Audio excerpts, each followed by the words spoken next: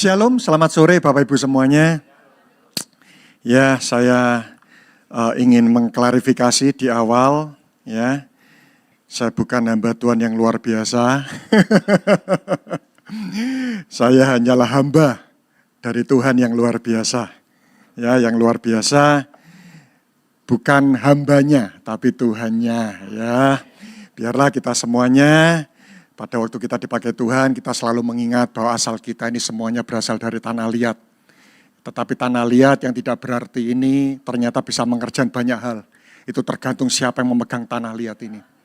Nah, sore hari ini saya akan, bukan sedikit ya, kalau dengan waktu yang ada saya akan memberikan pengajaran. Ya, saya akan memberikan pengajaran dan saya beri judul firman Tuhan sore hari ini adalah perangkap kemakmuran.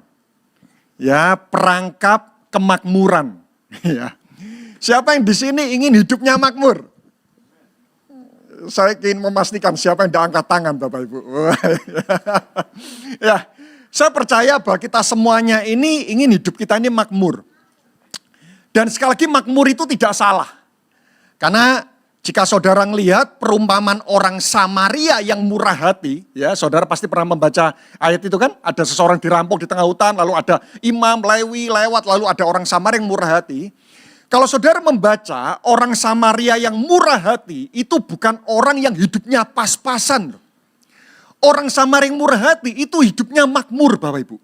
Terbukti apa? Pada waktu orang dirampok ini luka, dia disiram dengan menggunakan, lukanya disiram, dibersihkan dengan menggunakan minyak dan anggur. Kalau orang Samaria ini orang miskin, maka luka itu disiram pakai apa Bapak Ibu? Air. Tapi kalau disiram pakai minyak dan anggur, berarti orang Samaria ini hidupnya makmur dong.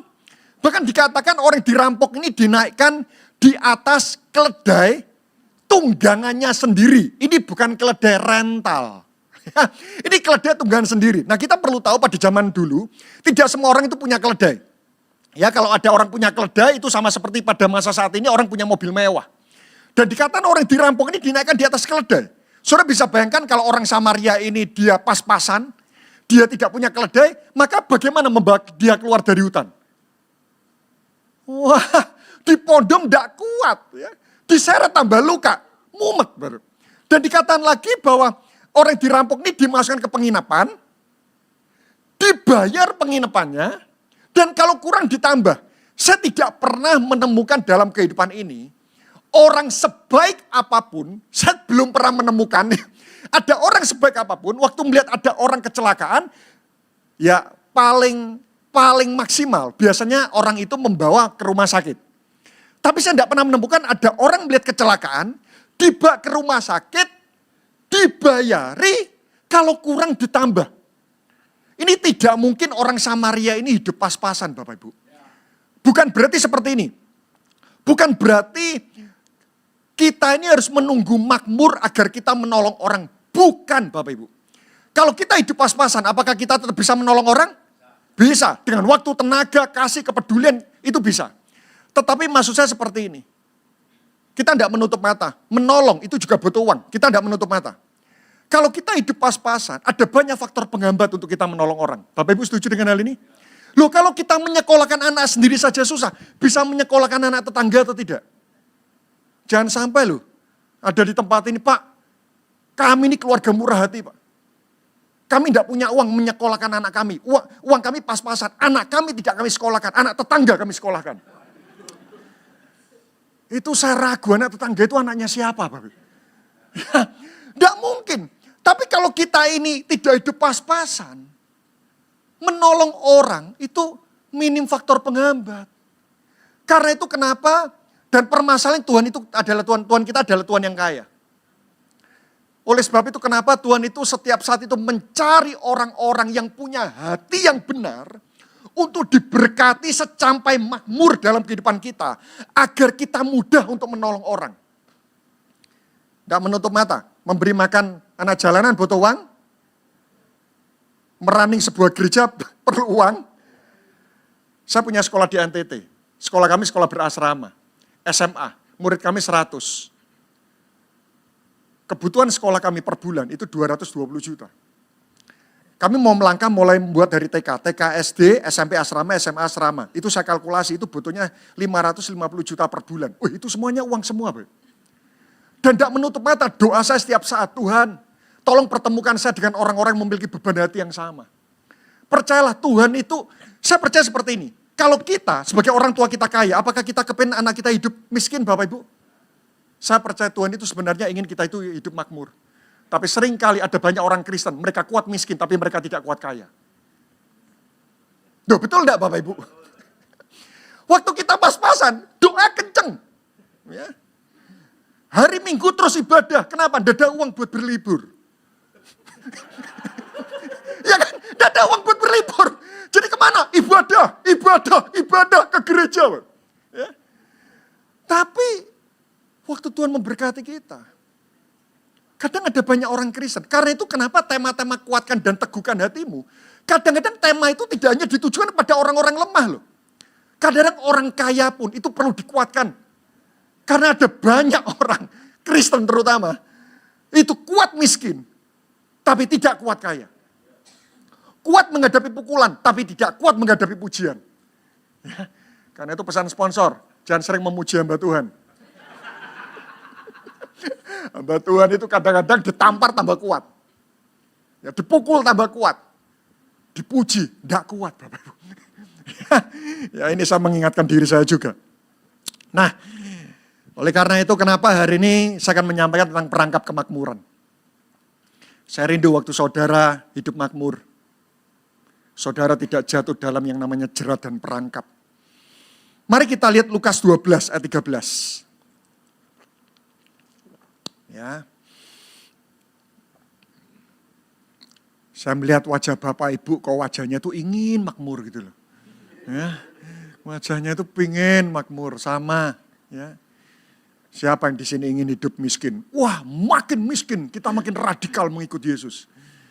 Enggak. Enggak ada dasar ayatnya. Abraham kaya. Daud kaya. Yusuf kaya. Lukas 12 ayat 13. Perhatikan.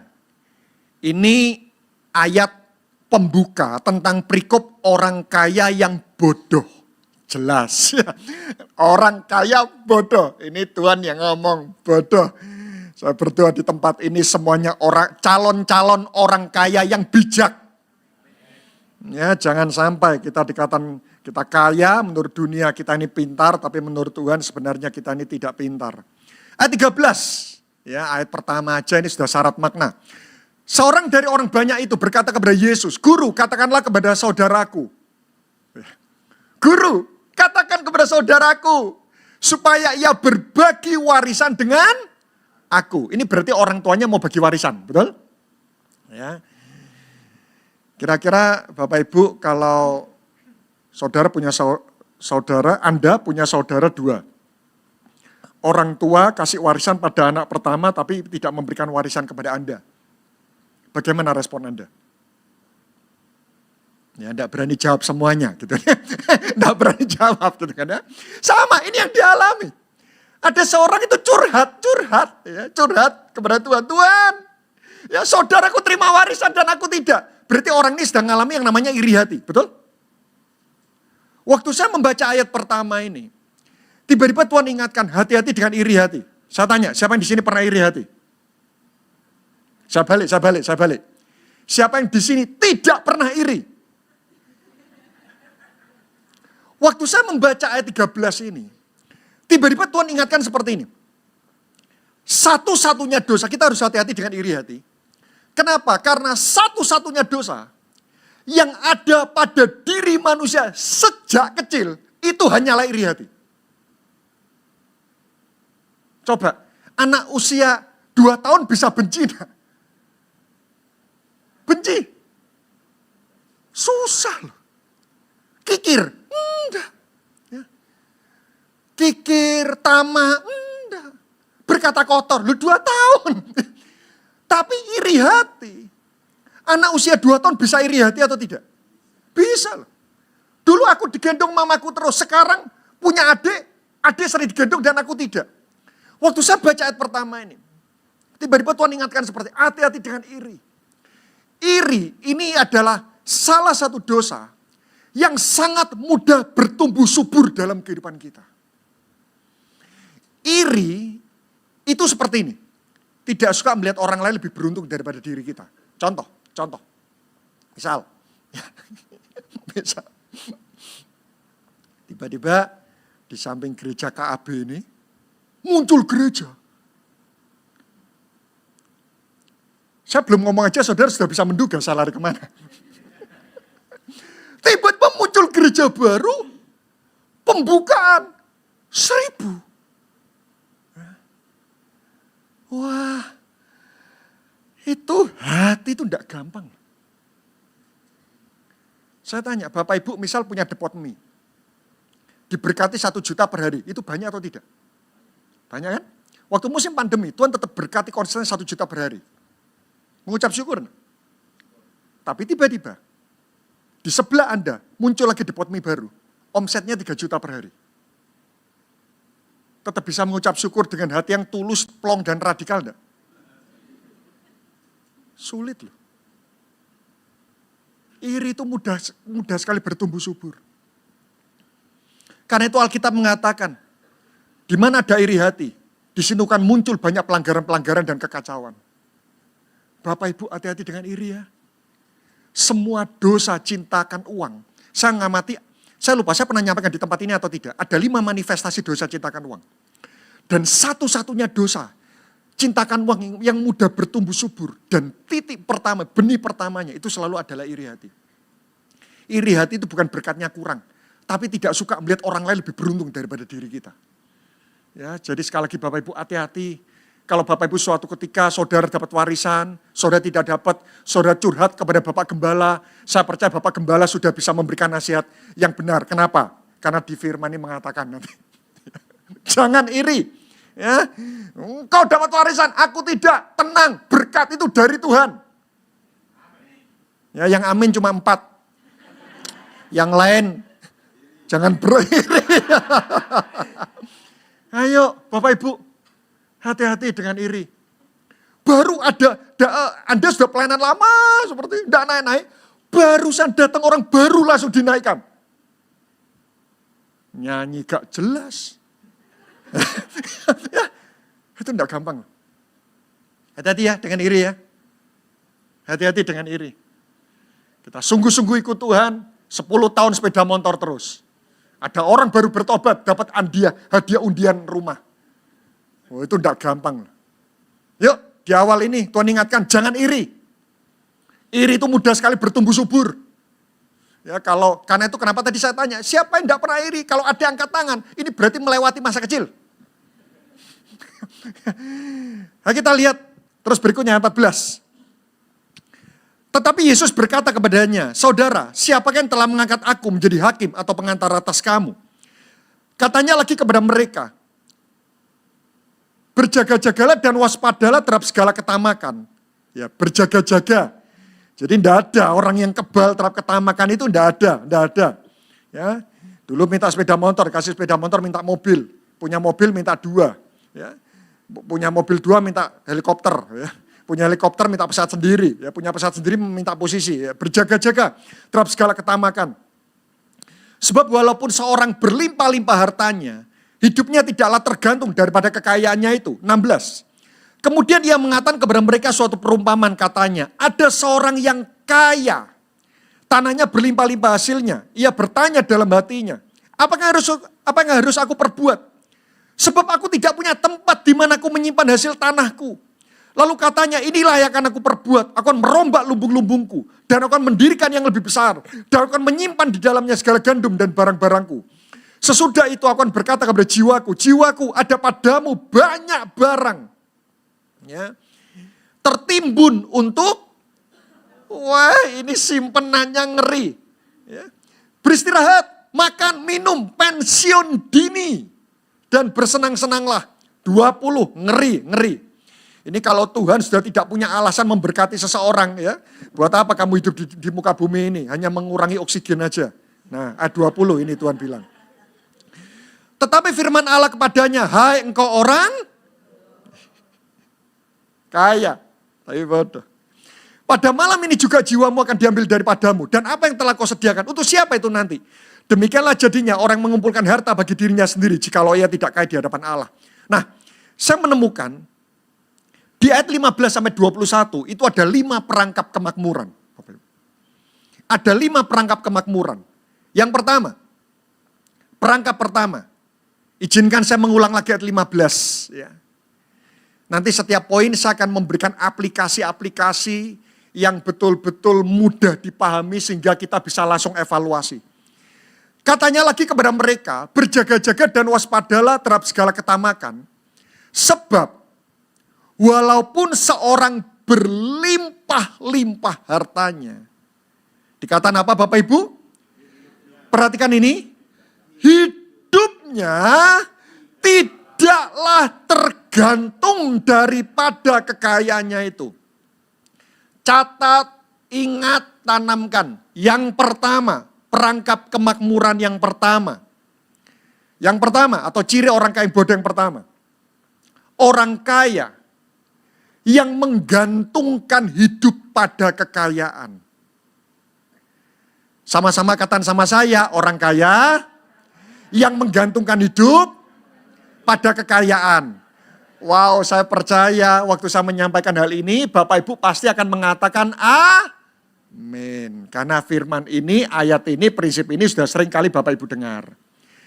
Tapi jujur, di alam bawah sadar kita, apakah yakin? Apakah yakin kita ini tidak boleh menggantungkan hidup pada uang? Karena tidak menutup mata, hidup itu butuh uang. Anda setuju dengan hal ini? Pada waktu saya membaca ayat ini dan saya menuliskan prinsip ini, saya tidak mau segera mengatakan amin. Ya, karena orang Kristen biasa amin gitu ya. Tapi saya tidak mau langsung mengatakan amin. Kenapa? Nanti akan kehilangan perenungan.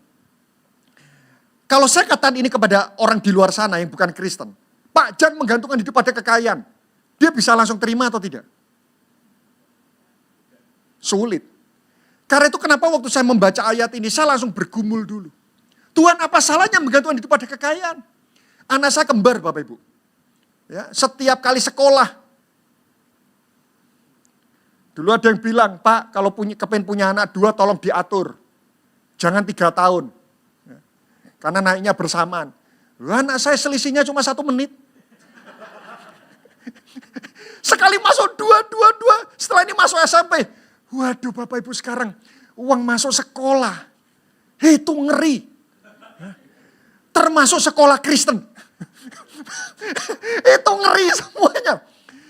Waktu itu suatu saya baca ayat ini, saya katakan, Tuhan, apa salahnya saya bergantung kepada kekayaan? Hidup kami juga butuh uang. Sekolah anak butuh uang. Merani sekolah kami butuh uang. Lalu tiba-tiba Tuhan tunjukkan. Ini loh, waktu titik awal kita bergantung kepada kekayaan, itu tidak terlalu terlihat dampaknya. Tapi Tuhan tunjukkan apa yang menjadi titik akhir kehidupan kita. Bagaimana ending kita waktu kita bergantung kepada kekayaan. Pengkhotbah 5:12. Ini endingnya. Jadi jika Anda di menit-menit awal kita bergantung kepada kekayaan. Lu apa? Bedanya apa? Tidak kelihatan. Tapi ini endingnya. Pengkhotbah 5:12. Pengkhotbah ini yang menulis siapa Bapak Ibu? Siapa yang menulis? Salomo. Salomo itu orang kaya enggak? Ya. Kalau yang nulis ini orang miskin. Dan dia bilang, ada kemalangan yang menyedihkan kuliah di bawah matahari. Dan dia bicara kekayaan. Ya mungkin dia iri. Miskin. Tapi Salomo ini adalah orang yang ultra kaya. Dia sangat kaya. Kalau sampai Salomo menulis tentang kekayaan, perlu kita pertimbangkan. Kalau saya ngomong, saya ini belum terlalu kaya, mobil aja baru 1. Jangan percaya. Tapi kalau yang ngomong ini adalah orang yang paling kaya dan tidak pernah ada lagi orang yang lebih kaya daripada Salomo, kita perlu pertimbangkan. Ada kemalangan yang menyedihkan kuliah di bawah matahari. Kekayaan yang disimpan oleh pemiliknya menjadi apa Bapak Ibu? Wah ini ironis. Salomo itu bilang, Salomo itu berkata, ada suatu kejadian yang malang. ternyata kekayaan yang disimpan itu bisa menjadi kecelakaan buat orang menyimpan. Mungkin Anda sejenak bingung, Pak, coba berikan kepada kami itu perumpamaan atau analogi yang mudah kami pahami. Mana sesuatu penolong tiba-tiba jadi bencana? Itu contohnya apa? Saya beri contoh seperti ini.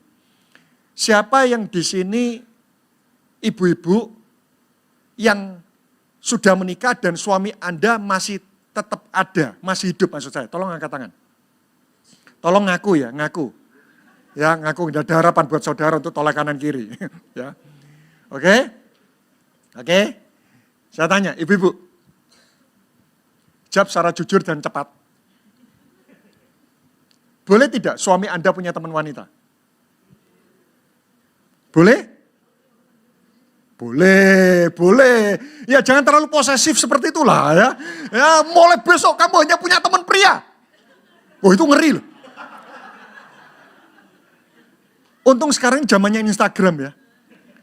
Jadi maksud saya seperti ini. Kami kalau perekrutan guru, kalau dulu kami bingung. Hanya menyandarkan kepercayaan kepada wawancara. Sekarang kami lihat Instagram, kami bisa langsung lihat bagaimana kehidupan pribadinya. Instagram itu menolong sekali loh. Jadi kami perekrutan guru, kami lihat. Oh, teman-temannya perokok semua dan satu Instagram banyak. Oke. Ya. Bukan kita menghakimi, tapi kita cukup memberikan sebuah kewaspadaan. Hati-hati kalau suami Anda di Instagram, semua temannya pria. Itu jauh lebih mengerikan. Ya bolehlah ya, suami Anda punya teman wanita. Ya kalau semua temannya itu pria, maka suami Anda kan jadi orang sadis. Yang tidak punya empati. Tapi saya tanya, kalau teman wanita itu lebih diandalkan, lebih didengarkan, lebih dilindungi daripada diri Anda, masalah enggak? Punya teman wanita itu baik, nolong. Wanita itu marketing hebat loh. Kita cerita suatu, wah itu gosipnya itu marketing hebat itu. Tapi kalau kita akhirnya lebih suka curhat sama dia, lebih daripada istri kita lebih merasa aman dan tenang serta nyaman bersama dengan dia, melebihi kita bersama dengan istri kita. Tiba-tiba teman wanita tadi yang awalnya penolong bisa jadi bencana enggak? Bisa. Saya pastikan itu bisa. Saya kok lebih bisa curhat kepada kamu ya daripada pada istriku ya? Oh hati-hati. Begitu pula dengan uang.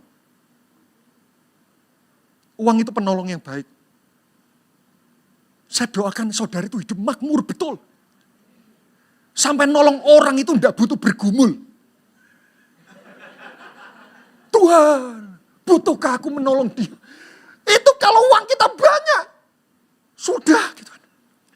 Saya doakan saudara, sudahlah. Ya, mestinya kita nolong orang itu tidak butuh bergumul betul.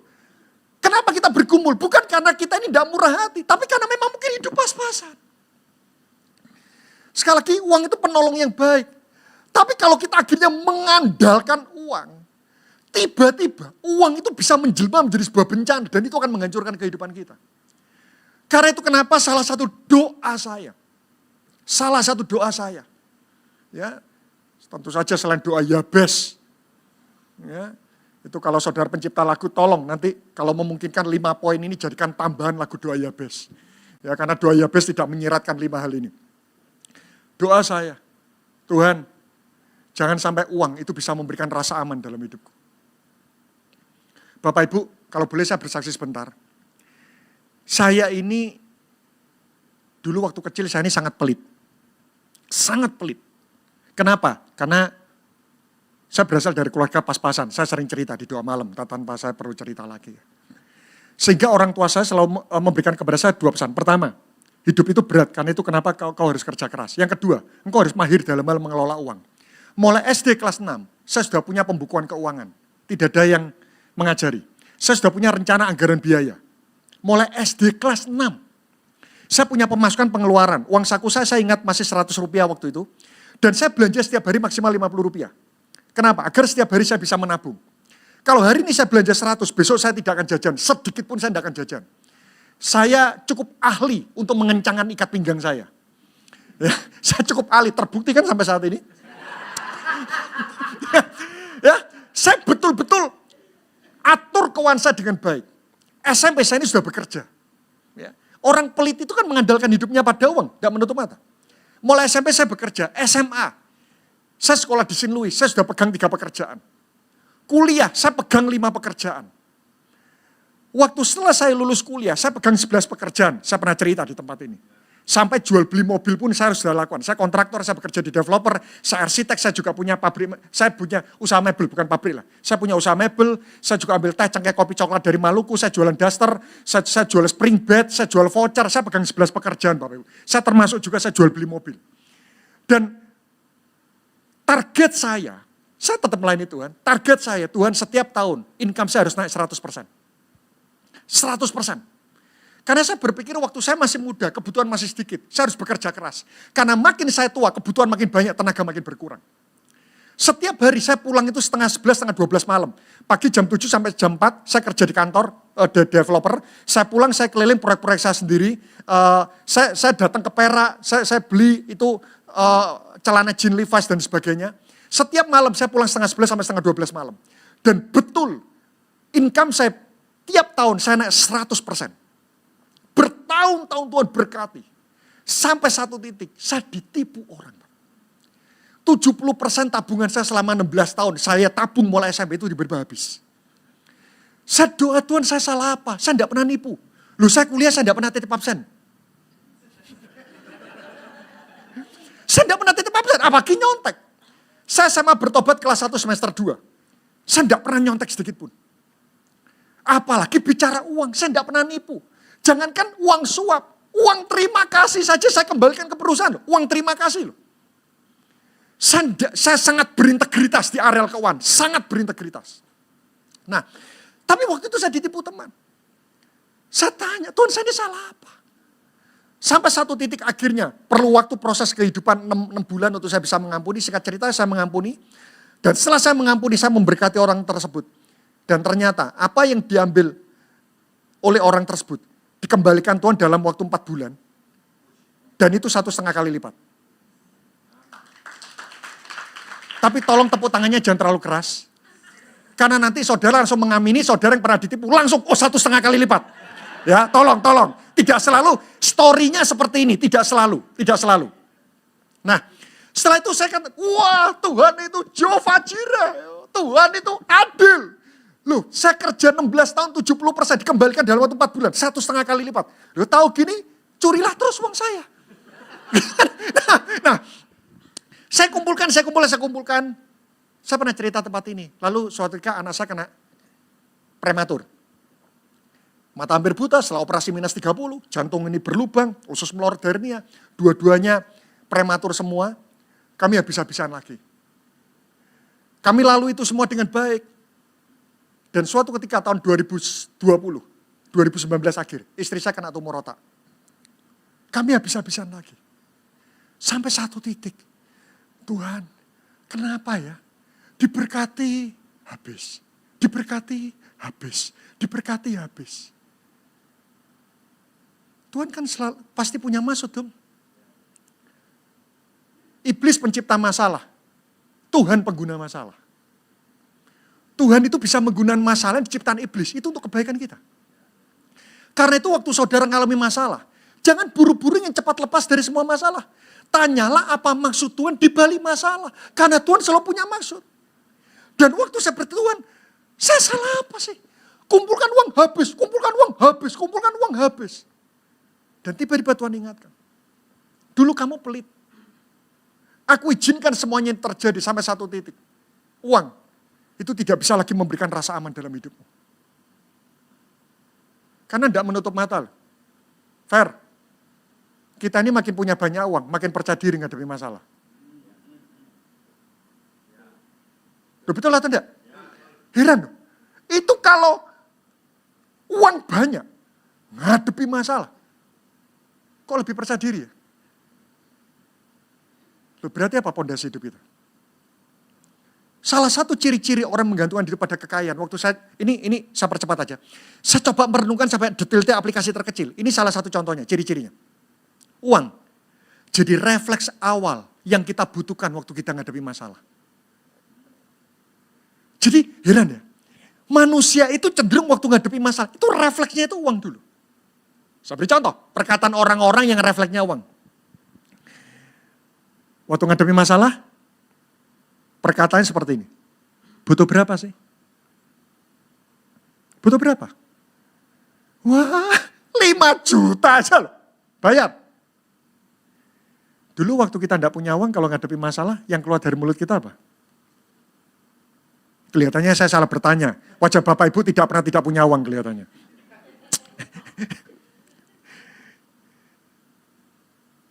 Waktu kita belum punya uang. Keuangannya pas-pasan. Heran, refleksnya gini. Tuhan, apa yang kau ingin untuk aku lakukan? Loh, betul enggak? Karena memang tidak punya uang. Anak sakit, Tuhan apa yang kau ingin untuk aku lakukan? Tapi waktu punya uang, sakit. Butuh berapa? Butuh berapa? Ma, uang banyak kan? Loh, kok refleksnya uang ya? Kenapa keyakinan kemenangan kita atas masalah itu terletak pada banyaknya uang yang kita miliki?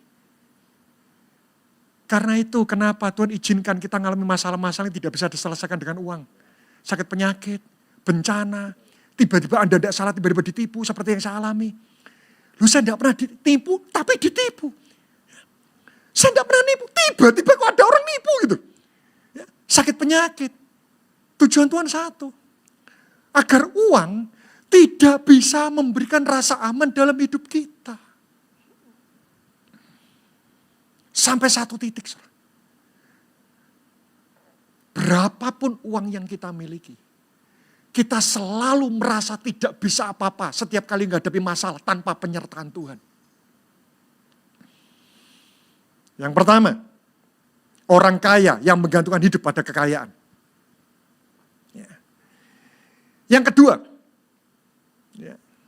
Yang kedua, Lukas 12 ayat 17. Ya. Mulai saat ini saja kita berdoa yuk, agar uang tidak bisa memberi rasa aman. Kalau uang masih bisa memberikan rasa aman, mengeranglah. Agar kita masuk dalam dimensi-dimensi, kondisi-kondisi, sehingga kita yakin, benar loh, banyaknya uang tidak menjamin keamanan kehidupanku.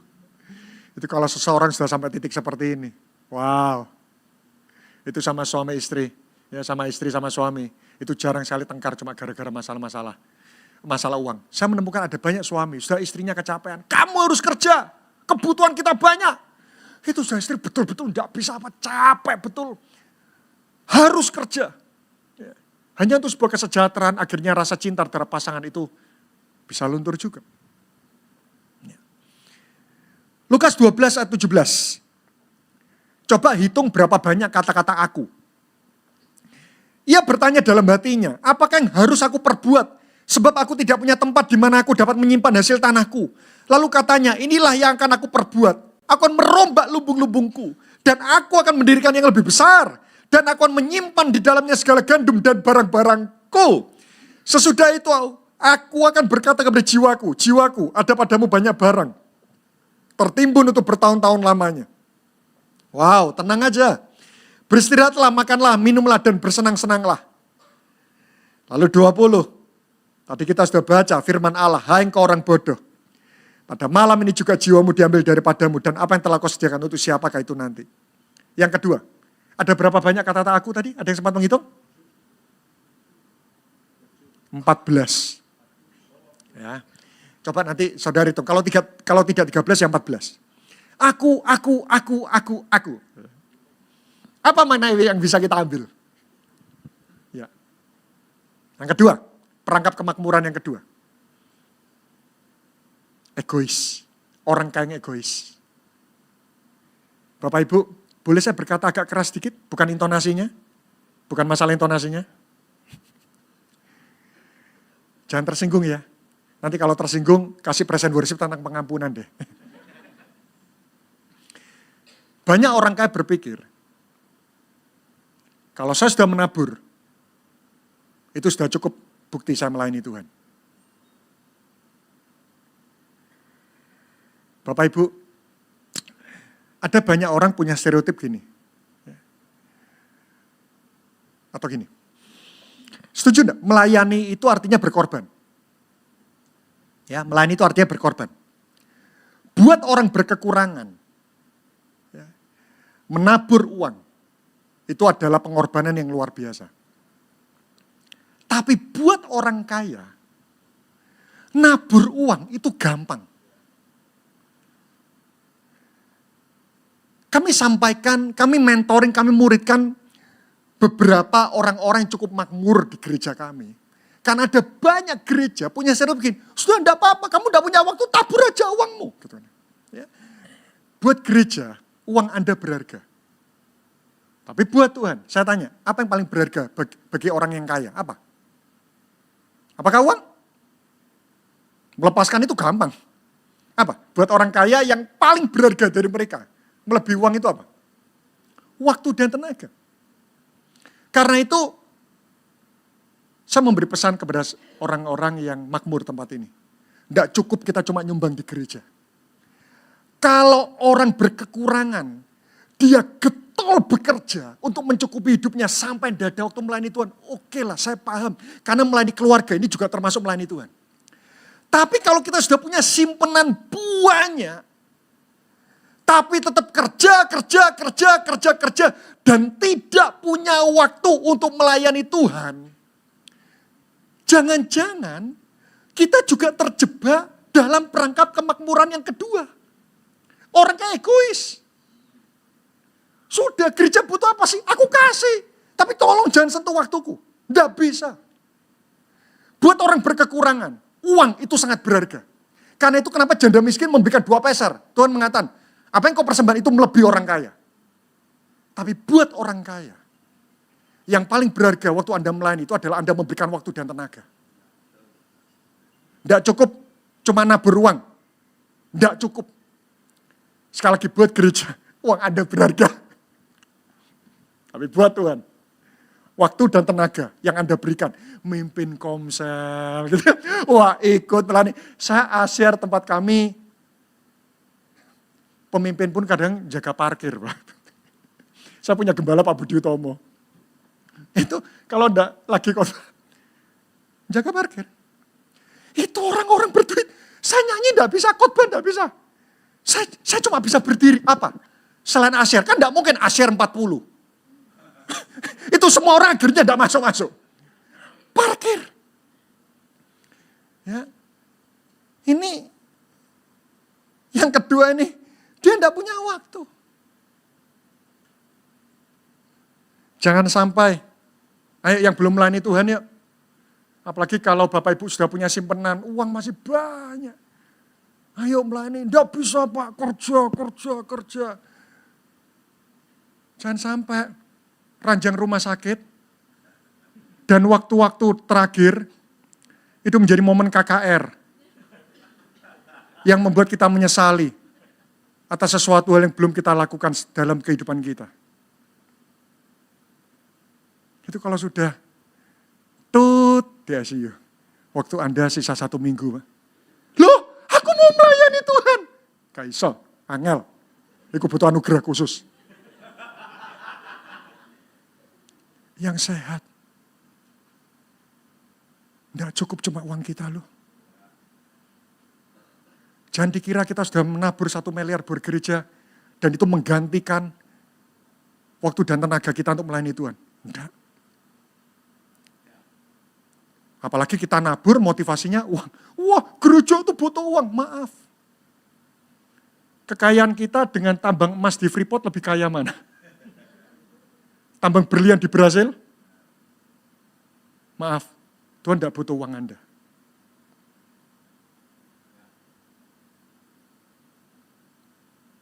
Jangan kita berpikir, gereja butuh. Sudah ya, jangan sentuh hidupku. Butuh apa? AC, 3 losen.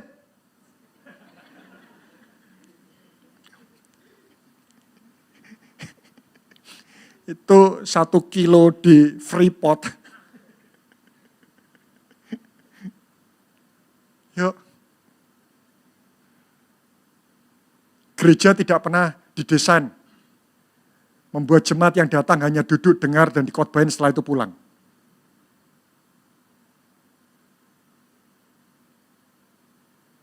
Jemaat yang sekedar didudukkan itu pembodohan orang percaya. Semua orang harus berfungsi.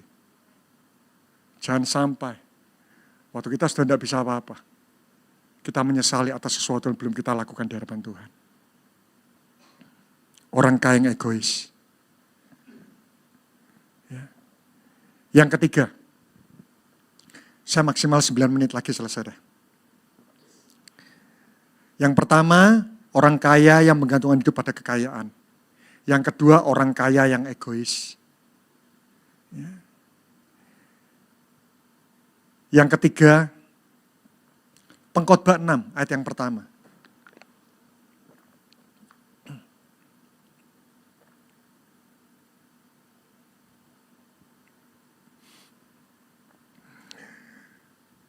Tapi pastikan waktu saudara memberikan waktu buat pelayanan itu juga atas komunikasi yang baik dengan pasangan. Ya jangan sampai melayani Tuhan, istri ditinggal. Ya. Tentu saja semuanya harus sesuai kesepakatan. Pengkhotbah 6 ayat yang pertama. Loh ini saya tunjukkan kemalangan-kemalangan aja ya. Ada suatu kemalangan yang telah kulihat di bawah matahari yang sangat menekan manusia. 2. Wah ini ironis betul. Orang yang dikaruniai. Siapa yang mengaruniai? Bukan iblis loh ya. Dikaruniai Allah kekayaan, harta benda dan kemuliaan. Sehingga ia tidak kekurangan suatu pun yang bukan dibutuhkan loh. Ini berarti orang yang super kaya atau tidak? Wah, tidak kekurangan apapun. Ini orang ini kalau pergi ke Sogo, itu kalau beli baju, tolong baju dari sana sampai sana. Saya beli semua. Pingin. Ini Tuhan bilang tidak kekurangan suatu apapun. Dan Tuhan yang memberikan anugerah. Termasuk orang kaya yang tadi kita baca, itu pekerjaannya apa kira-kira? Lumbung. Lumbung berarti apa? Lumbung. Dia punya lumbung-lumbung. Berarti pekerjaannya apa? Apa? Petani. Setuju enggak? Salah satu pekerjaan yang sangat bergantung kepada cuaca itu petani. Dan cuaca itu ranahnya Tuhan. Berarti saya kira orang kaya ini kalau datang ke gereja, dia selalu bersaksi Tuhan ada di pihaknya. Kenapa? Karena yang memberkati pertanian ke Tuhan, cuaca milik Tuhan. Berarti dia tuh yakin loh, Tuhan mengaruniai aku kekayaan, bukan iblis. Gitu. Sama ayat ini. Ada orang yang dikaruniai Allah kekayaan, harta benda dan kemuliaan, sehingga ia tak kekurangan suatu pun yang diingininya, tetapi, sama-sama kata tetapi itu mengerikan. Ya, tetapi itu membalik kondisi. Ya. Tetapi orang itu tidak dikaruniai kuasa untuk menikmati. Dan ini yang lebih bencekno lagi. Melainkan siapa yang menikmati? Menjengkelkan enggak? Kita yang kerja, kita yang susah payah, kita tidak bisa menikmati, orang lain yang menikmati. Berarti saya menyimpulkan, ada yang namanya anugerah mendapatkan, tapi ada juga anugerah untuk menikmati. Ada banyak orang bisa beli capcay, tapi tidak bisa makan capcay. Ada banyak orang, dia hebat memperoleh kekayaan, tapi dia tidak bisa menikmati. Sama seperti orang kaya ini. Rumahnya besar, tapi dia cuma tidur di ranjang ukuran 1x2 plus infus. Dia bisa beli semua makanan, tapi dia tidak bisa menikmati setiap makanan. Itu sama seperti ini. Anda punya handphone? Urusan beli pulsa itu urusan Anda. Tapi kalau provider mematikan sinyal, pulsa Anda sudah tidak berfungsi. Menjengkelkan enggak? Anda punya handphone, pulsanya prabayar 3 juta, habis hari ini, tapi sinyal tidak ada. Itu menjengkelkan. Itu sama seperti ayat ini.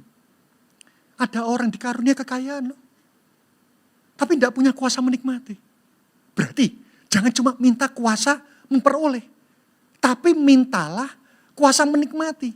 Bagaimana cara memperoleh kuasa menikmati? Tetap melekat kepada Tuhan. Agar kita punya anugerah waktu kuasa dan hikmat untuk menikmati semua yang Tuhan berikan. Itu orang kalau punya kuasa menikmati. Sakit, dibuat sehat. Tidak boleh mati dulu. Ya, mungkin dia dalam hidupnya kolesterol tingkat tinggi. Ya, makannya nasi padang, cumi rebus, terus apa lagi? Usus, jeroan ya. Terus akhirnya kolesterol. Tapi Tuhan ngelihat, tapi hatimu tulus loh. Kau suka tolong loh. Sudahlah, kamu belum menikmati. Tak tambah umur, tak sehatkan. Engkau harus bisa menikmati. Itu seseorang kalau punya kuasa untuk menikmati.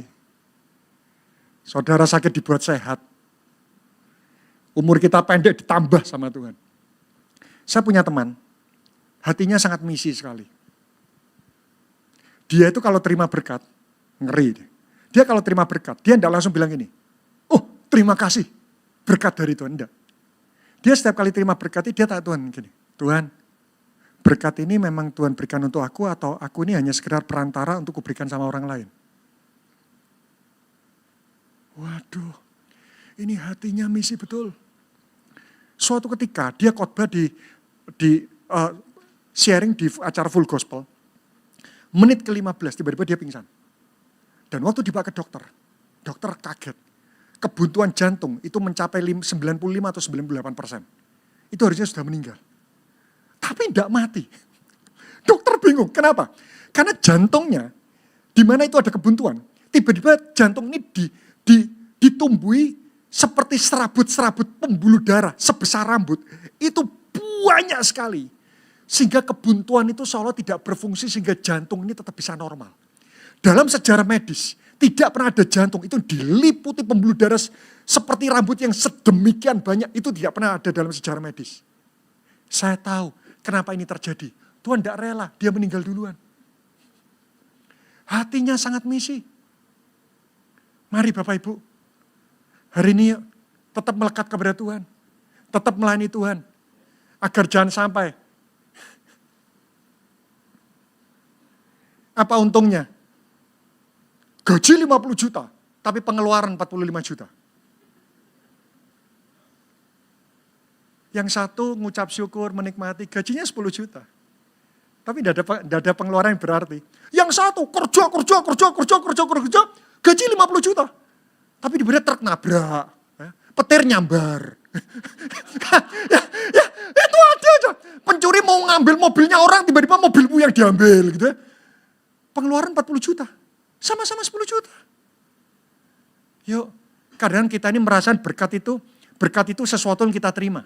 Kadang kita tidak menyadari. Kita dihindarkan dari mara bahaya, itu juga termasuk berkat. Buat seorang anak, apa itu berkat? Anak minta saya kasih. Tapi kadang anak ini tidak tahu loh. Waktu ada barang jatuh, tangan papanya yang menangkis dan terluka. Buat anak, dia tidak sadar bahwa itu juga termasuk berkat penyertaan. Jangan cuma hitung berkat yang kita terima. Karena ada begitu banyak berkat yang tidak kita sadari. Yaitu berupa mara-bahaya. Itu yang dihindarkan dari kehidupan kita. 3 ini saja perangkap ini. Saya sampaikan. Perangkap yang pertama, orang kaya menggantungkan diri pada kekayaan. Perangkap kedua adalah orang kaya yang egois. Saya berdoa mulai saat ini kita semua melayani Tuhan. Ya tentu saja nanti diskusi pulang ke rumah agar kita tetap punya waktu, kita punya tenaga untuk kita bisa melayani Tuhan. Jangan sampai uang banyak tetap untuk diri sendiri. Ya Bapak Ibu, yuk melayani Tuhan. Yang ketiga, orang kaya yang tidak punya kuasa untuk menikmati kekayaan. Mari kita berdoa. Ya. Kami berterima kasih buat kebenaran firman yang telah Kau sampaikan kepada kami. Kami berdoa agar Roh Kudus menolong kami. Agar kami bisa menghidupi setiap prinsip firman yang telah kami dengar. Kami tidak ingin firman ini hanya menjadi sebuah teori yang hanya menambah pengetahuan di mana mata kami berbinar-binar waktu kami mendengarkan sebuah pemahaman baru mungkin. Tetapi kami ingin lebih jauh lagi firman ini dapat menjadi gaya hidup kami sehari-hari. Terima kasih sempurna kebenaran firman-Mu. Hanya di dalam nama Tuhan Yesus Kristus Dan kita sama-sama berkata, amin. Terus memberkati kita semuanya.